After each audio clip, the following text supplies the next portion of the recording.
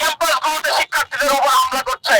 গতকাল রাতে পবিত্র রমজান মাসে আমরা দেখতে পেয়েছি ঢাকা পলিটেকনিকে ছাত্রদলের সন্ত্রাসীরা দেশীয় অস্ত্র নিয়ে যে শিক্ষার্থীরা ছাত্রাবাসে অবস্থান করছিল তাদের উপরে নৃশংস হামলা চালিয়েছে। আজকের আয়োজন, এই হামলার প্রতিবাদে আমরা আয়োজন করেছি।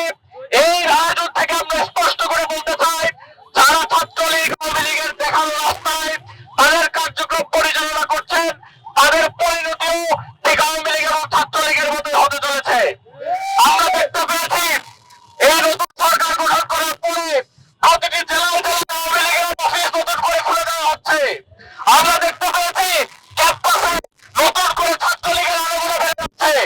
আমরা মনে করি ছাত্রলীগের মতো আচরণ শুরু করার কারণ হচ্ছে ছাত্রলীগের সাথে ছাত্রদল আঘাত করে আবার তারা ক্যাম্পাসে আগের পরিবেশ ফিরিয়ে আনতে চায়।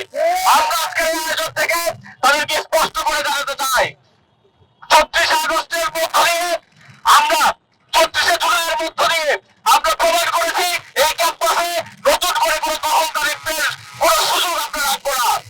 কিন্তু পরবর্তীতে দেখলাম নির্বাচনের পরবর্তী সময়ে তারা সারা দেশের বিরোধী মতের উপরে চড়াও হয়েছে। পরবর্তীতে আমরা লক্ষ্য করি এখন তারা আবার নতুন করে ক্যাম্পাসগুলোতে শিক্ষার্থীদের উপর হামলা করছে। শিক্ষার্থীদের উপর হামলা করলে কি ধরনের পরিণতি হয় সেই পরিণতি সম্পর্কে খুনি হাসিনা অবশ্যই অবগত আছে। আমরা আশা করছি আপনারা অবগত আছেন।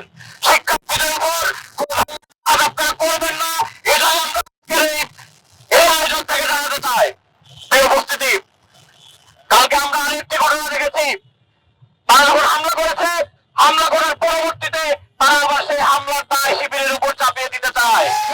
আমরা দেখেছিলাম মধুর ক্যান্টিনের সামনে এক প্রেস কনফারেন্সে শীর্ষ নেতারা